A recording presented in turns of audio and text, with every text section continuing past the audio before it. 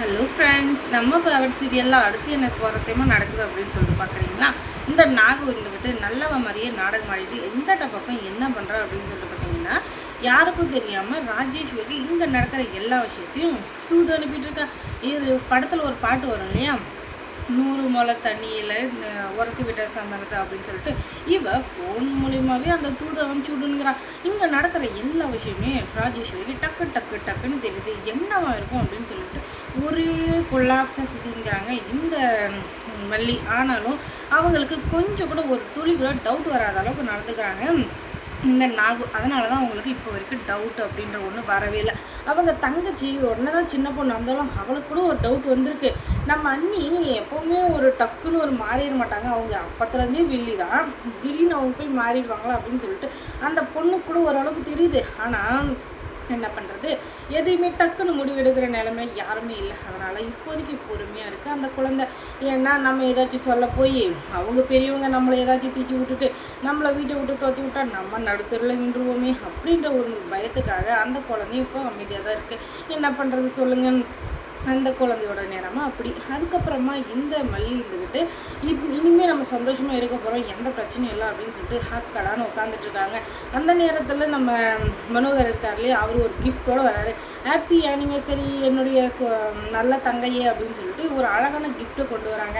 ஏதோ என்னால் முடிஞ்சது. இந்த கிஃப்ட்டை வந்து நல்லா இல்லைனா கூட தயவு செஞ்சு குறை சொல்லிடாதம்மா, நான் அவங்க மேலே இருக்கிற பாசத்தில் சந்தோஷத்தில் வாங்கிட்டு வந்திருக்கேன் அப்படின்னு சொல்ல, அண்ணே நீங்கள் சும்மா எனக்கு ஒரு ஷேக் ஹேண்ட் கொடுத்து எனக்கு வாழ்த்து சொன்னாலே எனக்கு ₹1,00,00,000 கொடுத்த மாதிரி இதில் நீங்கள் கிஃப்ட் வாங்கிட்டு வந்திருக்கீங்க, அதுக்கு மதிப்பாக இருக்குது அப்படின்னு சொல்லிட்டு ஐஸ் வைக்கிறாங்க இந்த மல்லி. ஒரு பக்கம் என்னதான் இருந்தாலும் நம்மளுக்கு கூட பிறந்தவங்களே இருந்தாலும் நம்ம மேலே அக்கறையாக இருக்கிற ஒருத்தங்க நமக்கு ஒரு சின்ன கிஃப்ட்டு கொடுத்தாலும் அது சந்தோஷம் தானே. அதனால தான் அந்த சந்தோஷமான கிஃப்ட்டை வாங்கிக்கிட்டு சரிங்க அப்படின்னு சொல்லிட்டு அவங்க ஒரு பக்கம் போயிடுறாங்க. அதுக்கப்புறம் கொஞ்ச நேரம் கழிச்சு விஜய் ஒரு கால் வருது. என்னடா இது, சிவ பூஜையில் கரடி வரலன்னா அது நல்லா இருக்குமா, அந்த கரடி வரலையேன்னு எதிர்பார்த்துட்டு இருந்தேன்.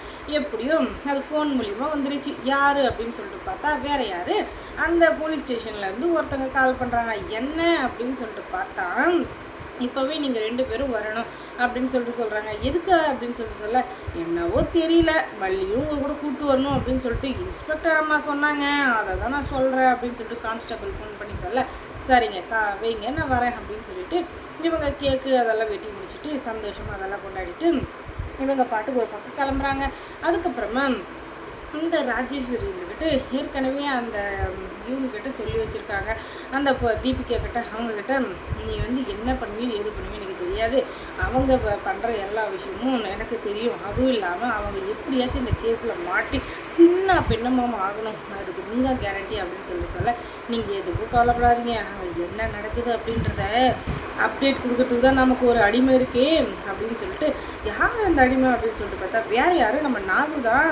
அவள் என்ன தான் பாசம் நேசம் அப்படி இப்படின்னு வச்சுருக்கேன்னு சொன்னாலும் பணம் அப்படின்னு சொல்லிட்டு பார்த்தா பணத்தை அப்படி போன மாதிரி வயத்து வந்துன்னு பார்ப்பா. அப்படிப்பட்டவ அவகிட்ட போய் இந்த நீதி நேர்மை நியாயம் இதெல்லாம் எதிர்பார்க்கலாமா?